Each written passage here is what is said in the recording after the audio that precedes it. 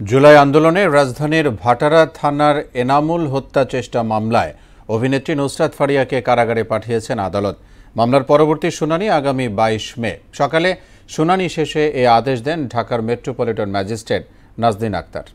আরও জানাচ্ছেন সুরাইয়া মুন্নি।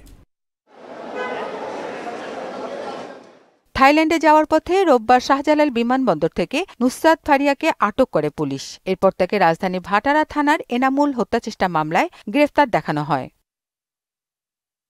সোমবার সকালে ঢাকার মেট্রোপলিটন ম্যাজিস্ট্রেট নাজদিন আক্তারের আদালতে হাজির করে নুসরাতকে কারাগারে পাঠানোর আবেদন করেন মামলার তদন্ত কর্মকর্তা ভাটারা থানার উপপরিদর্শক বিল্লাল ভুইয়া। অন্যদিকে নুসরাতের জামিন চেয়ে আবেদন করেন তার আইনজীবীরা, আর পাবলিক প্রসিকিউটর জামিনের বিরোধিতা করেন। উভয় পক্ষের শুনানি শেষে আসামিকে কারাগারে পাঠানোর আদেশ দেন আদালত। তদন্তকারী কর্মকর্তা তার তদন্তের মাধ্যমে বিষয়টা আসে নাই।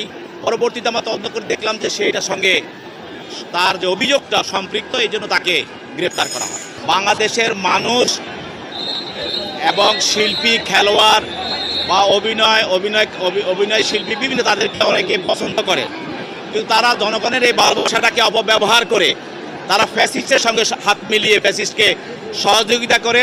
যেসব জনগণ তাদেরকে ভালোবেসেছিল ওদের বিরুদ্ধে তারা দাঁড়িয়েছে এবং এক কথায় দেশের মানুষের মৌলিক অধিকার হরণ করার জন্য তারা ফ্যাসিস্টকে সহযোগিতা করেছে।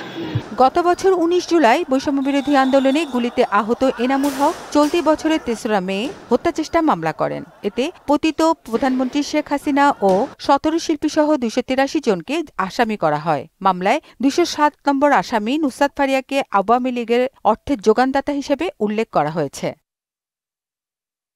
সুরাইয়া মুন্নি, মোহনা সংবাদ, ঢাকা।